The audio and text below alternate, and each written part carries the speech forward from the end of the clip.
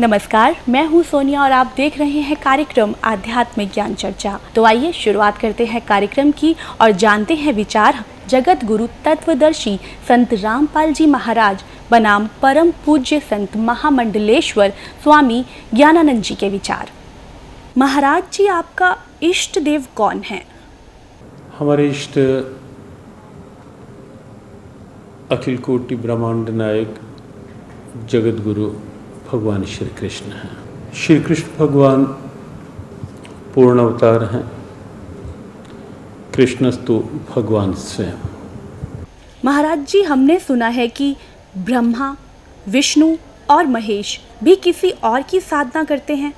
ब्रह्मा, विष्णु, महेश सृष्टि के उत्पत्ति करता या सीधे शब्द कहें कर्ता, भरता, हरता के रूप में वो हैं। और मूल क्योंकि परमात्मा है तो इसलिए ब्रह्मा, विष्णु और शिव भी उस भगवान की आराधना करते ही हैं। महाराज जी, आपसे जानना चाहते हैं कि क्या ब्रह्मा जी, विष्णु जी, महेश जी की जन्म और मृत्यु होती है? हम जन्म और मृत्यु शब्द तो नहीं लगा सकते उनके साथ, लेकिन ये निश्चित है कि कहीं ना कहीं उनकी आयु सीमा है। जब हम त्रिदेव के रूप में उन्हें लेते हैं तो कहीं ना कहीं एक आयु सीमा साथ साथ रहती है। ब्रह्मा जी भी हर सर्ग में, सृष्टि के हर उत्पत्ति में ब्रह्मा जी आते हैं, उत्पत्ति करते हैं, और हर प्रलय में फिर ये देव जो है ये इस विराट परमात्मा में लीन हो जाते हैं। तो इसलिए जन्म और मृत्यु शब्द नहीं, सर्ग और उसके पश्चात उस विराट परमात्मा में एक रूपता, लय होने की स्थिति वो साथ साथ है। तो ये थे स्वामी ज्ञानानंद जी के विचार।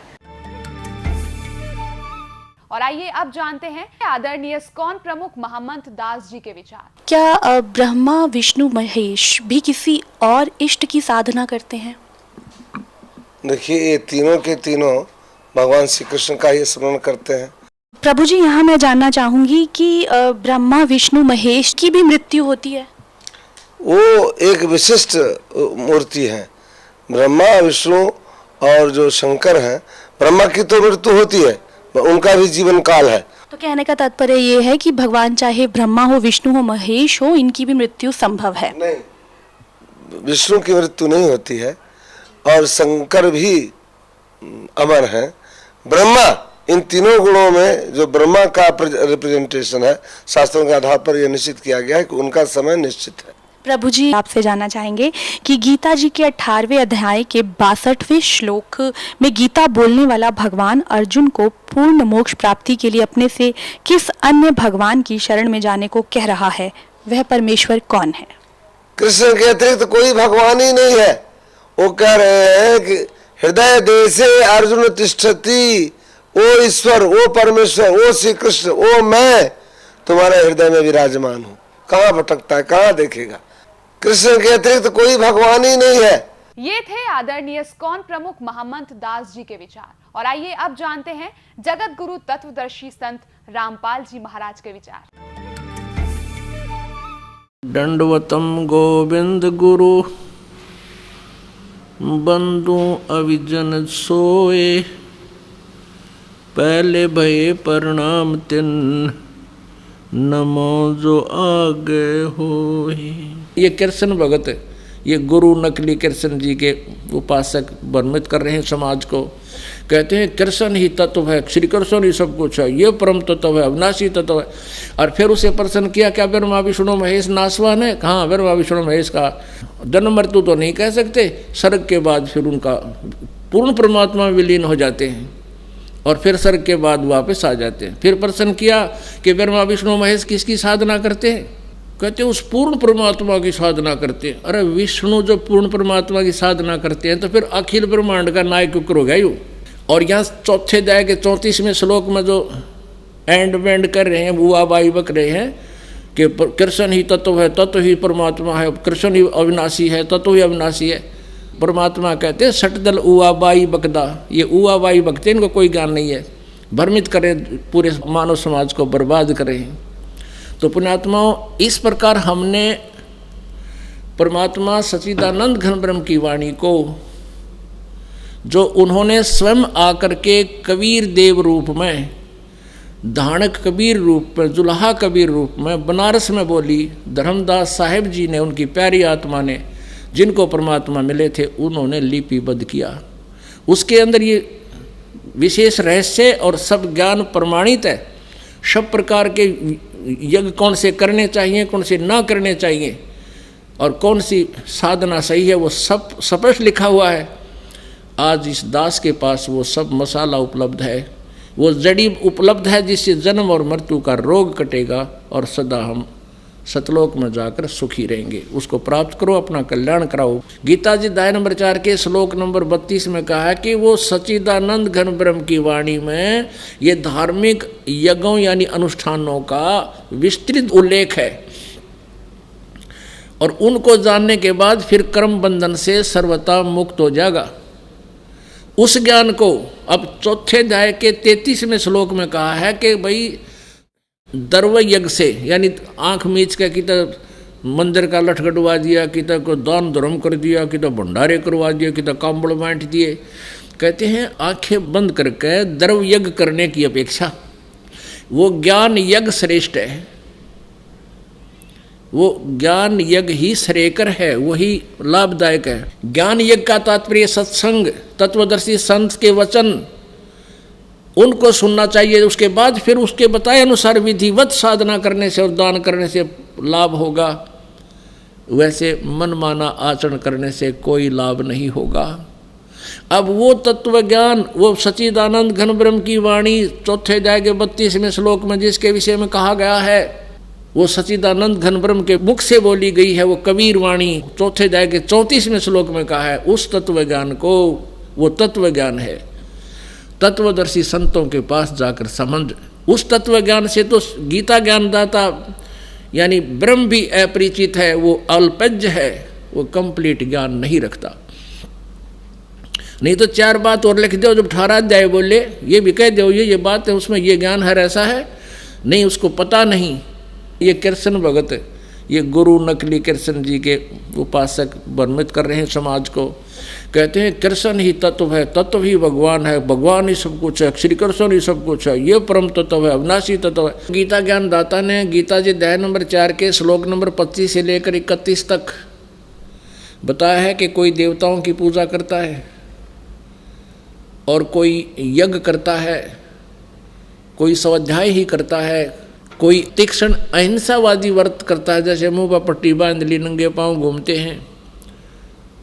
ये सभी साधना करने वाले साधक अपनी अपनी साधनाओं को पापनाशक मानते हैं, पापनाशक जानते हैं। यदि उनको ये पता लग जाए ये पापनाशक नहीं है, ये मोक्षदायक नहीं है, तुरंत त्याग देंगे। लेकिन जो साधना कर रहा है उसको अच्छी मानकर, श्रेष्ठ मानकर ही कर रहा है। श्रीमद् भगवत गीता अध्याय नंबर 4 के श्लोक नंबर 32 में कहा है कि जो साधनाएं अभी मैंने 25 से लेकर 31 तक तुम्हें बताई, इस तरह की साधनाएं यज्ञ यानी धार्मिक अनुष्ठान, यज्ञ माने धार्मिक अनुष्ठान, ब्रह्मणे मुखे सच्चिदानंद घन ब्रह्म की वाणी में यानी कबीर वाणी में, सच्चिदानंद घन ब्रह्म की वाणी में, परमेश्वर की वाणी में, तत्व ज्ञान में विस्तार से कहे गए हैं। उनको जानने के बाद फिर पूर्ण रूप से सभी पापों के कर्मों के बंधन से मुक्त हो जाएगा। यहाँ गीता अनुवादकों ने अनर्थ कर रखा है, यहाँ ब्रह्मणे मुखे का अर्थ कर दिया वेद की वाणी। नहीं, वेद की वाणी तो काल बोल ही रहा है। और यजुर्वेद अध्याय नंबर 40 के श्लोक नंबर 10 से लेकर 13 में कि वेद ज्ञानदाता भी ब्रह्म ही है। ये चारों वेद जो परमात्मा ने दिए थे वो अपने पुत्र ब्रह्मा को दिए हैं। इसमें स्वयं ये बीच में वक्ता भी बना है। ये कहता है कि उस परमात्मा के बारे में कोई संभवात माने जन्म लेने वाला, कोई असंभवात जो जन्म नहीं लेता, निराकार बताते हैं। उसके विषय में भी तत्वदर्शी संतों से पूछो, वही वास्तविकता बताएंगे। परमात्मा साकार है व निराकार। और यजुर्वेद अध्याय नंबर 40 के श्लोक नंबर 10 से लेकर 13 में ये भी स्पष्ट किया है। वेद ज्ञानदाता कहता है कि किसी ने अक्षर ज्ञान हो गया वो तो विद्वान कहलाता है, जिसको अक्षर ज्ञान नहीं उसको अविद्वान कह देते हैं। विद्वान और अविद्वान की परिभाषा भी वो तत्वदर्शी संत बताएगा, उससे सुनो। पुण्यात्माओं, परमात्मा पूर्ण ब्रह्म कबीर देव जी स्वयं परमेश्वर थे। वो संस्कृत भाषा से जानबूझकर अपरिचित सिद्ध किया करते थे, ना वो तो सब भाषाओं को जानते हैं। इसलिए उन्होंने ये राज रखा था कि कहीं आने वाले समय में जो अब परमात्मा ने ये खोलना था भेद, ये अज्ञानी ये टांग ना अड़ा दें कि कबीर जी भी शिक्षित थे, इन्होंने वेदों को गीता को पढ़ लिया होगा। नहीं, तो कहने का भाव ये है कि ये कबीर परमेश्वर 600 वर्ष पहले यही ज्ञान दिया करते थे। उन्हीं का दिया हुआ ज्ञान दास आज आपके समक्ष कर रहा है। तो ये ज्ञानी कहा करते थे वो तो अविद्वान है, उसको संस्कृत भाषा नहीं आती, और सारे समाज ने मान लिया था कि कबीर अविद्वान है। वेद कह रहे हैं ये परिभाषा विद्वान और अविद्वान की नहीं होती। एक अक्षर ज्ञान को सीख ले, जैसे किसी ना संस्कृत भाषा आती है वो इंग्लिश में अविद्वान है, वो पंजाबी में अविद्वान है। एक संस्कृत भाषा के जान लेने से विद्वान और अविद्वान नहीं होता। विद्वान वो होता है जो परमात्मा के तत्व ज्ञान से परिचित है, और वो परमेश्वर कबीर जी थे वो विद्वान। तो कहने का भाव ये है कि वेद भी ऑप्शन छोड़ दिया वेदों ने भी कि उस तत्व ज्ञान को तो कोई तत्वदर्शी संत बताएगा। अगर यहाँ कोई कहे, गीता जी अध्याय नंबर 4 के श्लोक नंबर 32 में इन्होंने ब्रह्मणे मुखे का अर्थ वेद की वाणी लिख दिया, पर प्रथम तो ब्रह्म माने वेद नहीं होता। इन्होंने तत्व ज्ञान से अपरिचित होकर के ऐसे अनर्थ किए हैं। ब्रह्म तो समझो परमात्मा है, वेद उसका विधान है। राजा का अर्थ विधान संविधान नहीं किया जा सकता। अगर कोई करता है तो वो उस उल्लेख से परिचित नहीं, उसमें लेखक बताना क्या चाहता है। तो गीता जी अध्याय नंबर 4 के श्लोक नंबर 32 में ब्रह्मणे मुखे का अर्थ इन्होंने अनर्थ कर दिया, वेद की वाणी लिख दिया। यहाँ लिखना था सच्चिदानंद घन ब्रह्म की वाणी, जबकि 17वें अध्याय के 23वें श्लोक में यही ब्रह्मणे शब्द है। ओम तत्सत इति निर्देश है ब्रह्मणे त्रिविध समर्थ है, उसमें ब्रह्मणे का अर्थ वहाँ ठीक किया इन्होंने। सच्चिदानंद घन ब्रह्म के पाने का, सच्चिदानंद घन ब्रह्म का ओम तत्सत, ये 3 मंत्र के जाप का निर्देश है। या त्रिविध समर्थ, ये 3 प्रकार से इसका सेवन होता है। अब यहाँ ओम तो ब्रह्म का, और तत् ये अक्षर ब्रह्म का, और सत ये परम अक्षर ब्रह्म का। यानी तत् और सत ये दोनों सांकेतिक शब्द हैं। ये दास बताओगा, और किसी के पास इस पृथ्वी पर इस 21 ब्रह्मांड में ये ओम तत्सत का वास्तविक ज्ञान नहीं है। ओम तो सीधा ब्रह्म का, तत् ये पर ब्रह्म का, इसको अक्षर पुरुष भी कहते हैं। गीता जी अध्याय नंबर 15 के श्लोक नंबर 16 में क्षर पुरुष और अक्षर पुरुष ये 2 भगवान बताए हैं। और 17वें में कहा कि इन दोनों से अन्य कोई श्रेष्ठ परमात्मा है, वही वास्तव में अविनाशी है, वही पूर्ण परमात्मा है, वो सबका धारण पोषण वही करता है, सबका मालिक कुल का वो मूल रूप परमात्मा वही है, वो परम अक्षर ब्रह्म है। तो ये ओम तो इस सरपुरुष का यानी ब्रह्म का जाप है, काल का, जो ये स्वयं भी स्वीकार कर रहा गीता जी अध्याय नंबर 8 के श्लोक नंबर 13 में। और तत् और सत, तत् ये परब्रह्म का है, ये गुप्त है, ये दास बताएगा, और सत्य ये भी गुप्त है, ये परम अक्षर ब्रह्म का मंत्र है। इन तीनों को मिलकर इनकी 3 प्रकार से विधि है सिमरण करने की, और इसका जाप करने से वो पूर्ण मोक्ष प्राप्त होता है, जहाँ जाने के बाद फिर कभी जन्म मृत्यु नहीं होती, वो शाश्वत स्थान प्राप्त होता है। तो उसके लिए ऑप्शन छोड़ दिया कि वो तत्वदर्शी संत बताएंगे। महाराज जी, आपसे यहाँ ये भी जानना चाहेंगे कि गीता जी के अध्याय 4 के श्लोक नंबर 34 में तत्वदर्शी संत से तत्व ज्ञान समझने के लिए कहा है। वह तत्वदर्शी संत कौन है तथा उसकी पहचान क्या है? ये बड़ा गहरा और कुछ जटिल सा प्रश्न है। श्लोक बहुत महत्वपूर्ण है और भगवान श्री कृष्ण की बड़ी सीधी प्रेरणा है इस श्लोक में। तद्विद्धि प्रणिपातेन परिप्रश्नेन सेव्यः उपदेक्ष्यन्ति ते ज्ञानम ज्ञानिनः तत्वदर्शिनः। भगवान ने कहा उस ज्ञान की प्राप्ति के लिए तो तत्वदर्शी महापुरुष का आश्रय ले।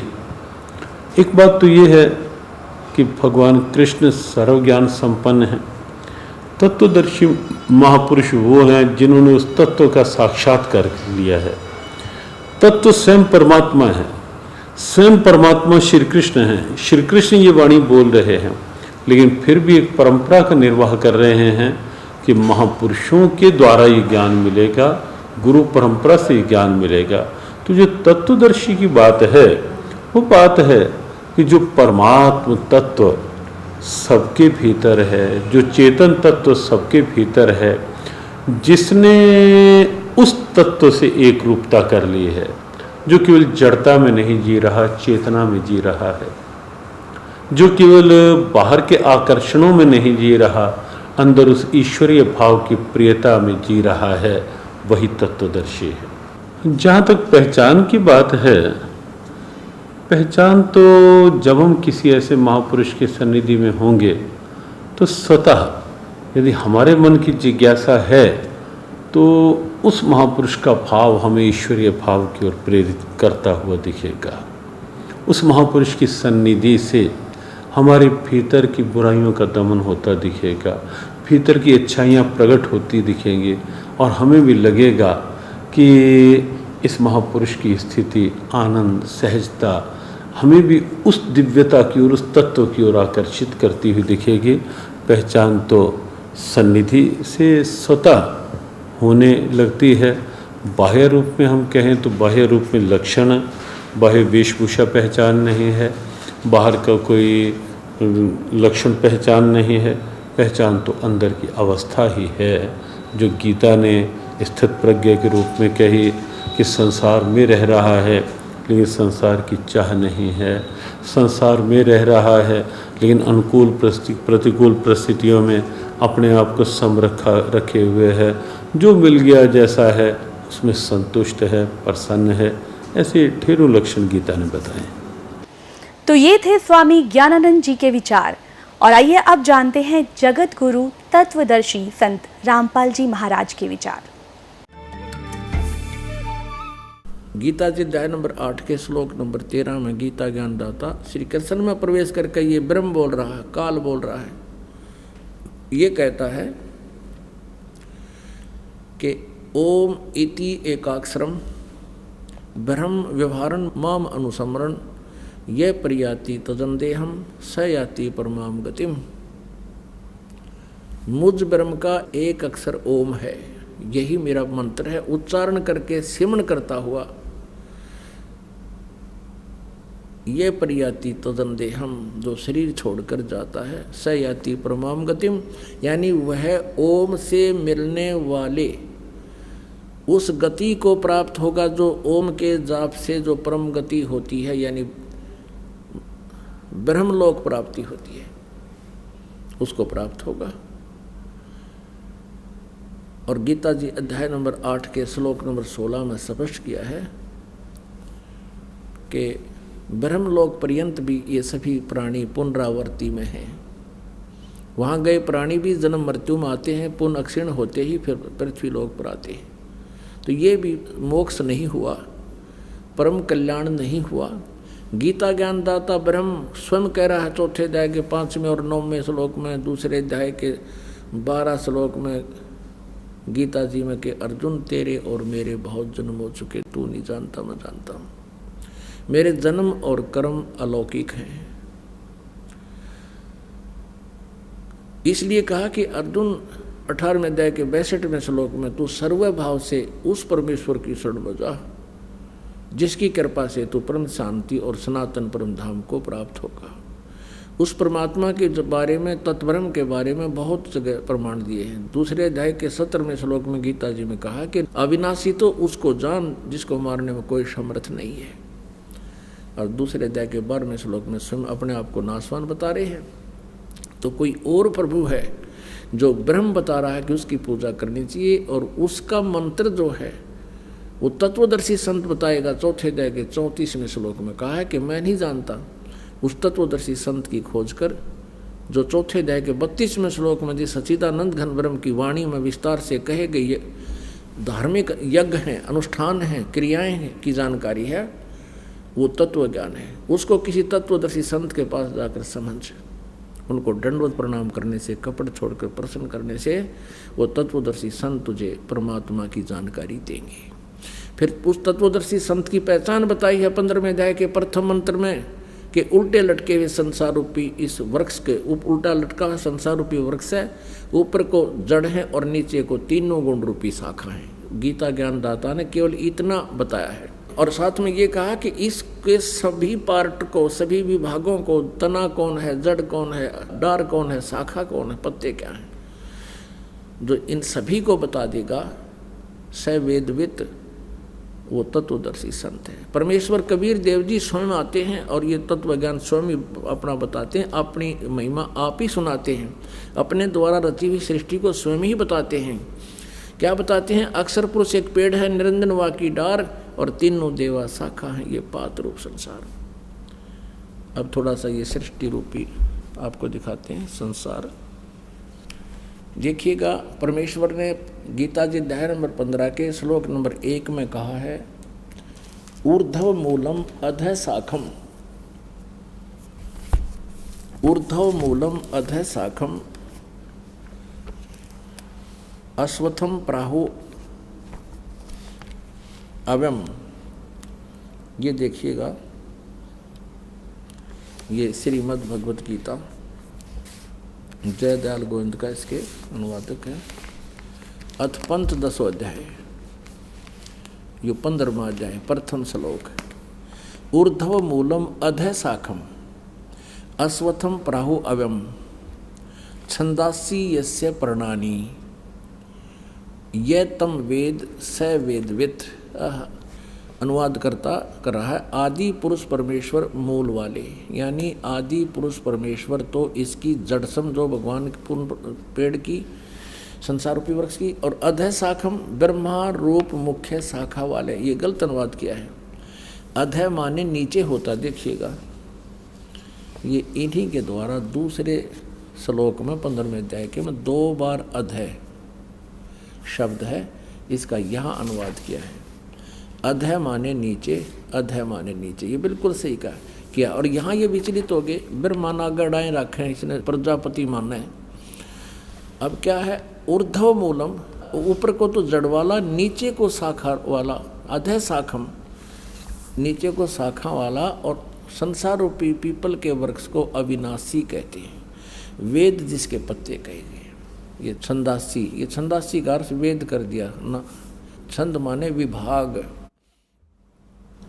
टुकड़े। उस संसार रूप वृक्ष को जो पुरुष, जो संत मूल सहित तत्व से जानता है, स वेदवित, वह वेद के तात्पर्य को जानने वाला, अर्थात वो तत्वदर्शी संत है। अब देखियो, भगवान आए थे तत्वदर्शी संत बन के। पुण्यात्माओं,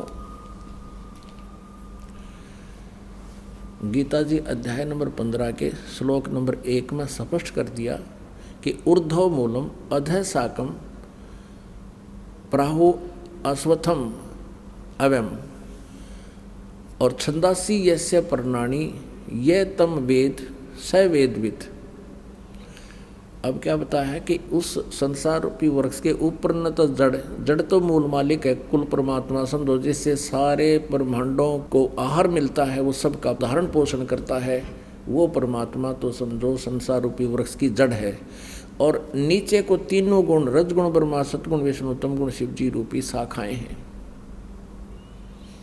और जो संत इनके सभी पार्ट्स को, सभी विभागों को बता देगा, तना कौन है, मूल कौन है, टार कौन है, और पत्ते कौन, शाखा कौन, सवेदवित, वो तत्वदर्शी संत है। परमेश्वर ने 600 वर्ष पहले बताया था। देखिएगा, ये अब संसार रूपी वृक्ष का चित्र। ऊर्ध्व मूलम अधः शाखम, ऊपर को जड़ वाला, जड़ तो समझो पूर्ण परमात्मा परम अक्षर ब्रह्म है, और नीचे को शाखा वाला। परमात्मा ने कहा अक्षर पुरुष एक पेड़ है, ये समझो इतना। पृथ्वी से बाहर जो दिखाई देता है उसको पेड़ कहते हैं। ये अक्षर पुरुष तना है, ये तो अक्षर पुरुष है, जिसे गीता जी अध्याय नंबर 15 के श्लोक नंबर 16 और 17 में 3 पुरुष बताए हैं। एक अक्षर पुरुष, एक ये सर पुरुष यानी ज्योति निरंजन डार, और एक परम अक्षर ब्रह्म है, उत्तम पुरुषत्वन्य, ये जड़ है, ये परम अक्षर ब्रह्म है, ये मूल मालिक है, पूर्ण परमात्मा, आदि पुरुष परमेश्वर। तो इस संसार रूपी वृक्ष की जड़ समझो। तो क्या बताया परमात्मा ने कि अक्षर पुरुष एक पेड़ है और ज्योत निरंजन हुआ की डार, इसको सरपुरुष भी कहते हैं, ब्रह्म भी कहते हैं, इसको काल भी कहते हैं। इसको डार समझो, सरपुरुष सरब्रह्म अर्थात सरपुरुष, इसको काल ब्रह्म भी कहते हैं, इसको सरपुरुष भी कहते हैं। ये अक्षर पुरुष कहलाता है। और तीनों देवा शाखा हैं, बाई पात रूप संसार। परमेश्वर ने 15वें अध्याय को गीता जी को इस एक ही अपनी अमृतवाणी के एक ही लोकोक्ति में, एक ही दोहे में स्पष्ट कर दिया है। कबीर अक्षर पुरुष एक पेड़ है, निरंजन वाकी डारे, तीनों देवा शाखा हैं, पाते रूप संसार। अब ये इतना बताया कि अक्षर पुरुष एक पेड़ है, निरंजन ये काल समझो, ये एक इसकी एक डार है, और इसके 3 पुत्र, ये 3 शाखाएं हैं, रजगुण ब्रह्मा, सतगुण विष्णु, तमगुण शिव जी, और आप जी यहाँ पर हैं, हम यहाँ पर हैं आगे। अब ध्यान करना, हम यहाँ पर हैं आगे। अपने आत्माओं, श्रीमद् भगवत गीता अध्याय नंबर 15 में स्पष्ट कर दिया कि ऊपर को जड़ वाला, नीचे को तीनों गुण रूपी शाखा वाला, ये उल्टा लटका हुआ एक संसार रूपी वृक्ष है। जड़ तो समझो परम अक्षर ब्रह्म है, ये पूर्ण परमात्मा है, और नीचे की तीनों गुण रूपी शाखा बता दी काल ने, और कुछ नहीं बताया। ऊपर न जड़ है ऊर्ध्वमूलम, और नीचे को तीनों गुण रूपी शाखा है। ये देखिएगा, यही श्रीमद् भगवत गीता, फिर देखिएगा। ये आप पढ़ रहे हैं, अभी आपने 15वें अध्याय का प्रथम मंत्र पढ़ लिया। जो संत इस संसार रूपी वृक्ष को मूल सहित जड़ते लेकर पत्याते कति सही बता देगा, स वेदवित, वह वेद के तात्पर्य को जानने वाला। आगे देखना 2 में क्या कहा है कि उस संसार वृक्ष की तीनों गुण रूप है, जल से बड़ी हुई नहीं है, तीनों गुण रूप है। विषय परवाला, ये भी देख लियो साथ में, विषय परवाला शाखा, ये विषय विकारों वाली तीनों गुण रूपी शाखाएं हैं। इसका सीधा अर्थ बनता है, न तो और कुछ लिख रखा है। वो नीचे और ऊपर फैली हुई है मनुष्य लोक में, कर्मों के बंधन में कर्मानुसार बांधने वाली, जैसा जिसका कर्म है उस तरह रोके रखने वाली कि भी ये मुख्य कारण है। मूलानी, ये तीनों गुण, रजगुण ब्रह्मा, सतगुण विष्णु और तमगुण शिव जी, ये जीवों को कर्मानुसार यहाँ बांधे रखती हैं, यहाँ फंसाए रखते हैं। ऊपर और नीचे व्यापत हो रही हैं तीनों, यानी ब्रह्मा विष्णु महेश जी की जो स्थिति है, इनका जो प्रभुता है इस पृथ्वी लोक पर, नीचे पाताल लोक पर और ऊपर स्वर्ग लोक पर, इनमें एक एक विभाग के मंत्री हैं। ये रजगुण विभाग के ब्रह्मा जी, सतगुण विभाग के विष्णु जी, तमगुण विभाग के शिव जी। अब हमने ये देखना है कि रजगुण ब्रह्मा है, सतगुण विष्णु, तमगुण शिव जी, तब हम इस पवित्र सदग्रंथ गीता जी को समझ पाएंगे। इसके लिए हम अब सहयोग लेंगे पवित्र श्रीमद् देवी भागवत दुर्गा पुराण का, संस्कृत सहित, ये हिंदी टीका सहित। ये कहाँ से छपी है?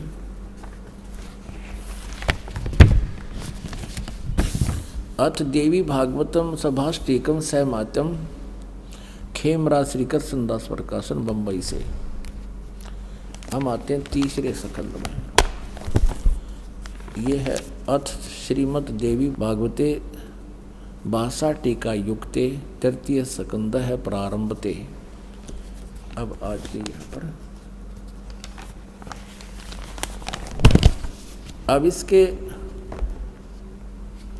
5वें अध्याय में 11 पृष्ठ पे तृतीय स्कंद अध्याय 5 के और 8वें मंत्र को पढ़ेंगे। 7वां यहाँ समाप्त हुआ, 8वां है ये स्टार्ट हुआ। भगवान शंकर कहते हैं, हे माता दुर्गा को, यदि हमारे ऊपर सदा आप दया युक्त हो तो हमको तमोगुण में, शंकर जी करे मुझे तमोगुण क्यों बना दिया, किस प्रकार प्रदान किया, ब्रह्मा रजोगुण और हरि सतगुण युक्त क्यों किए हैं। अब फिर अभी संस्कृत और देख लेंगे हम, क्योंकि देवनागरी लिपि है, आसानी तो समझ में आ जाएगी।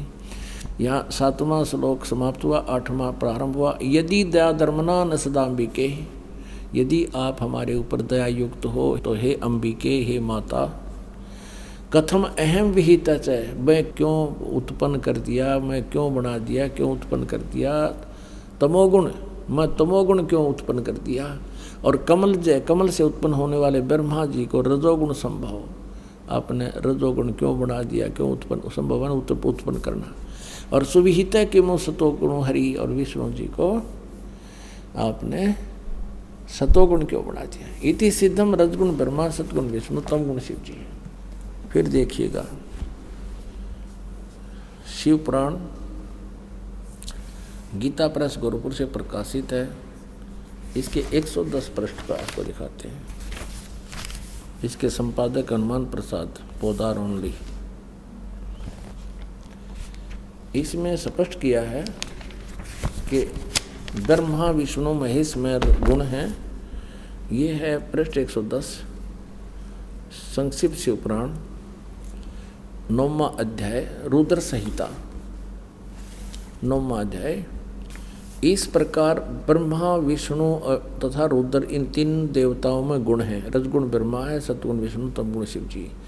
रुद्र यानी महेश भी कहते हैं इसको। और परंतु शिव ये काल खुद शिव रूप में प्रकट हो जाता है, कभी ब्रह्मा रूप में हो जाता है, परंतु शिव गुणातीत माने गए। यानी काल जो है ब्रह्मा विष्णु महेश और शिव से अलग है। अभी भी आपको दिखाया था, अब फिर थोड़ा दिखाना पड़ेगा। वही प्रकरण है कि एक बार ब्रह्मा विष्णु महेश का आपस में झगड़ा हो गया और इस बात पर मैं तेरा बाप, विष्णु कहता मैं तेरे बाप, ब्रह्मा जी कहते मैं तेरा बाप। इनके बीच में स्तंभ खड़ा कर दिया। ये 24 पृष्ठ पर संक्षिप्त शिव पुराण में और विद्वेश्वर संहिता में। तो यहाँ इन दोनों का झगड़ा हुआ तो वो काल आ गया बीच में। फिर वो कहता है, ब्रह्मा और विष्णु ने पूछा, प्रभु सृष्टि आदि 5 कर्तव्यों के लक्षण क्या क्या हैं, ये हम दोनों को बताइए। भगवान शिव बोले, ये काल बोला इनका बाप पिताजी। अब देखिएगा 26 पृष्ठ पे हम थोड़ा सा कंसेप्ट क्लियर करेंगे कि शंका ना रह जाए। 26 पृष्ठ पे नीचे आइएगा। यो काल बोला, पुत्रों तुम दोनों ने तपस्या करके प्रसन्न हुए मुझ परमेश्वर से सृष्टि और स्थिति नामक 2 कृत प्राप्त किए। और इसी प्रकार मेरी विभूति स्वरूप रुद्र और महेश ने, एक मैं नहीं है, ने 2 अन्य उत्तम कृत संहार और तिरोभाव मुझसे प्राप्त किए। इससे सिद्ध हो गया कि ब्रह्मा विष्णु महेश से अलग है ये शिव पुराण बोलने वाला। तो ये सिद्ध हो गया कि रजगुण ब्रह्मा है, सतगुण विष्णु, तमगुण शिव जी। और बताते हैं, क्योंकि जब तक हम एक कंसेप्ट को क्लियर करके आगे नहीं चलेंगे तो आपका सत्संग सुनना या सुनना बराबर रहेगा। और एक बार इसको ढंग से सुन लोगे फिर सदा का सुख हो जाएगा। अब देखिए एक और बताते हैं देवी भागवत में, फिर 123 पृष्ठ पे। ये गीता प्रेस के रूप से प्रकाशित है और इसके अनुवादक कौन है? हनुमान प्रसाद पोदार चिमनलाल गोस्वामी। ये गीता प्रेस गोरखपुर से प्रकाशित है। इसके 123 पृष्ठ पर देखिए, 3रे स्कंद में, 3रा स्कंद, तुम शुद्ध स्वरूपा हो। भगवान विष्णु कह रहे तुम शुद्ध स्वरूपा हो, ये सारा संसार तुम्हीं से उद्भासित हो रहा है। मैं ब्रह्मा और शंकर हम सभी तुम्हारी कृपा से विद्यमान हैं। हमारा आविर्भाव मन जन्म और तिरोभाव बिन मृत्यु हुआ करता है। केवल तुम ही नित हो, जगत जननी हो, प्रकृति और सनातनी देवी हो। स्पष्ट है, विष्णु जी स्वयं कह रहे हैं हमारा तो जन्म और मृत्यु होता है, हम अविनाशी नहीं हैं और तू हमारी माता है। शंकर भगवान बोले, देवी यदि महाभाग विष्णु तुम्ही से प्रकट हुए हैं तो उनके बाद उत्पन्न होने वाले ब्रह्मा भी तुम्हारे ही बालक हुए। फिर मैं तमोगुणी लीला करने वाला शंकर क्या तुम्हारी संतान नहीं हुआ? अर्थात मुझे भी उत्पन्न करने वाली तुम ही हो शिवे। संपूर्ण संसार की सृष्टि करने में तुम बड़ी चतुर हो। इस संसार की सृष्टि, स्थिति और संहार में तुम्हारे गुण सदा समर्थ हैं। उन्हीं तीनों गुणों से उत्पन्न रजगुण ब्रह्मा, सतगुण विष्णु, तमगुण शंकर नियमानुसार कार्य में तत्पर रहते हैं। इन तीनों गुणों से उत्पन्न अपनात्माओं, इस पवित्र पुराण के इन चंद पंक्तियों ने, इस पवित्र देवी पुराण की चंद पंक्तियों ने ये 4 कंसेप्ट क्लियर कर दिए। एक तो ब्रह्मा विष्णु महेश नासवान हैं, ये अजर व अमर नहीं है। दूसरा ये कर दिया कि दुर्गा इनकी माता है। तीसरा ये कर दिया कि ये रजगुण ब्रह्मा, सतगुण विष्णु, तम गुण शिव जी। और चौथा ये कर दिया कि केवल जैसा जिसका कर्म है उतना ही दे सकते, ये कोई परिवर्तन नहीं कर सकते। अब हमने इसको समझने के लिए गीता जी को सबसे पहले ये कंसेप्ट क्लियर होना चाहिए कि रजगुण ब्रह्मा है, सतगुण विष्णु, तम गुण शिव जी। तब ये, क्योंकि गीता जी 4 वेदों के संक्षिप्त वर्णन है इसमें और कोड वर्डों में है, इसको तत्वदर्शी संत बताओगा, ये गीता ज्ञानदाता स्वयं कह चुका है। अब देखिएगा मार्कंडेय पुराण में, मार्कंडेय पुराण सचित्र मोटा टाइप, गीता प्रेस गोरखपुर से प्रकाशित है। इसके 123 पृष्ठ पर देखिएगा। इस प्रकार स्वयंभू परमात्मा की 3 अवस्थाएं हैं। रजगुण प्रधान ब्रह्मा, तमोगुण प्रधान रुद्र, सत्व प्रधान विश्वपालक विष्णु है। और यही 3 देवता हैं और यही 3 गुण हैं। रजगुण ब्रह्मा, सतगुण विष्णु, तमगुण शिव जी, ये तीनों गुण भी कहलाते हैं इति सिद्धम। पुण्यात्माओं, अब हम श्रीमद् देवी भागवत को बहुत आसानी से समझेंगे। देखिएगा, ये श्रीमद् देवी भागवत जयदाल गोविंद का इसके अनुवादक हैं, गीता प्रेस गोरखपुर से प्रकाशित है।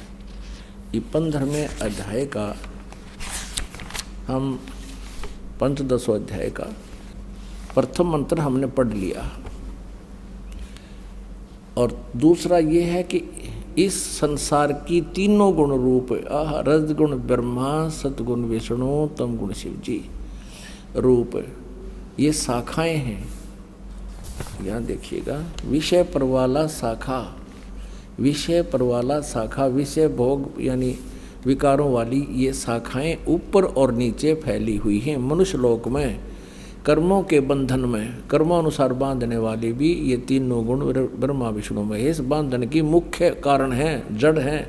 जो कारण बीमारी की जड़ ये है, और नीचे और ऊपर फैली हुई है। सभी लोकों में नहीं, केवल 3 लोकों में, ऊपर और नीचे। तीसरे में कहा है, इस संसार वृक्ष का स्वरूप जैसा कहा है वैसा यहाँ विचार काल में नहीं पाया जाता। विचार काल माने गीता ज्ञानदाता कहता है, इस संसार रूपी वृक्ष के बारे में मुझे जो जानकारी है वह पूर्ण नहीं है। तेरे मेरे इस विचार काल में गीता जी के डिस्कशन में मैं कंप्लीट नहीं बता पा रहा। इस संसार रूपी वृक्ष का स्वरूप अर्थात ब्रह्मांड की सृष्टि रचना के बारे में जैसा कहा है वैसा यहाँ विचार काल में यानी गीता जी के ज्ञान में नहीं पाया जाता, क्योंकि न तो इसका आदि है, मुझे इसका आदि और अंत का पता नहीं है, और न इसकी अच्छी तरह प्रकाशित थी है, क्योंकि मैं नहीं जानता। इसलिए इस सुविरुद्ध मूलम, सुविरुद्ध मूलम, अहमता ममता वासना नहीं, अति दृढ़ मूल वाले यानी अविनाशी परमात्मा रूपी तो जड़ है, वो तो अविनाशी है, कभी नाश में आता नहीं। वो दृढ़ मूल माने अविनाशी परमात्मा रूपी मूल वाले संसार रूपी पीपल के वृक्ष को दृढ़ेन माने दृढ़, असंख्य शस्त्रेण, इन वैराग रूप शस्त्र द्वारा काट कर नहीं, तत्व ज्ञान रूपी शस्त्र द्वारा काट कर यानी तत्व ज्ञान से अच्छी तरह समझकर उसके पश्चात, ये चौथा श्लोक में स्पष्ट कर दिया, उसके पश्चात उस परम पद रूप परमेश्वर को भली भांति खोजना चाहिए, जिसमें गए हुए पुरुष यानी साधक फिर लौटकर संसार में कभी नहीं आते, और जिस परमेश्वर से इस पुरातन संसार वृक्ष की प्रवृत्ति विस्तार को प्राप्त हुई है, जिसने सारे ब्रह्मांडों की रचना की है जिस भगवान ने, और उसी आदि पुरुष नारायण के मैं शरण हूँ, इस प्रकार दृढ़ निश्चय करके उसी परमेश्वर का मनन और निधि ध्यान करना चाहिए। यानी पद माने पूजा कर, गीता ज्ञानदाता कहता उसी की पूजा करनी चाहिए, जहाँ जाने के बाद फिर लौटकर संसार में कभी नहीं आते। पुण्यात्माओं, प्रसंग चला था कि सतयुग के ब्राह्मणों ने कह का भी नहीं बेरा, और ये कलयुग के तो बताए रखे हैं, आपने पढ़ लिया बार बार, कहता भी शोभा ना देता। और सतयुग के ब्राह्मणों की ये स्थिति है कि वो दुर्गा की पूजा करते थे, वेद के पूर्ण विद्वान माने जाते थे। ओए होए, दुर्गा कहती है नहीं, मेरी पूजा भी छोड़ दो, ब्रह्म की साधना करो। उसका ओम नाम है, ब्रह्मलोक में रहता है, वहाँ चले जाओगे। और ब्रह्म कहता है कि नहीं, मैं भी नासवान हूँ, मेरे भी जन्म मृत्यु होते हैं और तेरे भी जन्म मृत्यु होते हैं। 15वें अध्याय का 1 से लेकर 4 में स्पष्ट कर दिया कि तू तत्वदर्शी संत से ये ज्ञान प्राप्त करके और फिर उसके पश्चात परमेश्वर के उस परम पद की खोज करनी चाहिए, जहाँ जाने के बाद फिर कभी जन्म मृत्यु नहीं होती। अब देखो गीता जी अध्याय नंबर 4 का श्लोक नंबर 5 और 9 दिखाते हैं आपको। अध्याय नंबर 4 और ये श्लोक नंबर 5 यहाँ पर है। इसका अनुवाद यहाँ किया है इन्होंने। हे परंतम अर्जुन, मेरे और तेरे बहुत जन्म हो चुके हैं। हे परंतम अर्जुन, मेरे और तेरे बहुत से जन्म हो चुके हैं, उन सबको तू नहीं जानता, मैं जानता हूँ। अब 9 में, ये चौथे अध्याय का 9वां। हे अर्जुन, मेरे जन्म और कर्म दिव्य अर्थात अलौकिक हैं। अध्याय नंबर 2 का श्रीमद् भगवद गीता और 12 श्लोक है। न तो ऐसा ही है कि मैं किसी काल में नहीं था, अथवा तू नहीं था, अथवा ये राजा लोग नहीं थे, और न ऐसा ही है कि इससे आगे हम सब नहीं रहेंगे। स्पष्ट हो गया। ये गीता ज्ञानदाता कहता है कि हम पहले भी थे, ना सोचा पहले ना थे, आगे ना होंगे, आगे भी होंगे, जन्म मृत्यु तुम्हारे होते रहेंगे। अब 17वें श्लोक में, दूसरे अध्याय का 17वां श्लोक देखिएगा। इसमें कहा कि नाश रहित तो उसको जान, जिससे ये संपूर्ण जगत दृश्य वर्ग व्याप्त है, इस अविनाशी का विनाश करने में कोई भी समर्थ नहीं है। और 18वें अध्याय के 62वें श्लोक में इसीलिए कहा कि अर्जुन तू सर्वभाव से उस परमेश्वर की शरण में जा। 18वां का है 62वें श्लोक में, हे अर्जुन सब प्रकार से उस परमेश्वर की शरण में जा। सब प्रकार माने सबकी पूजाएं त्याग कर उसकी शरण में जा। उस परमात्मा की कृपा से ही तू परम शांति को तथा सनातन परम धाम को प्राप्त होगा, फिर तेरी जन्म मृत्यु नहीं होगी। पुण्यात्मा, कुछ भक्त जन ये समझते हैं कि संत रामपाल जो है ब्रह्मा विष्णु महेश की जो है ना आलोचना करता है। नहीं, और ये भी कहते हैं कि ब्रह्मा विष्णु महेश जी की पूजाएं छुड़वाता है। पुण्यात्माओं, ना तो कुछ छोड़ना है, हमने अपनी साधना को शास्त्र अनुकूल करना है, जो हमारे सदग्रंथों में लिखा, जिससे हमें लाभ होगा।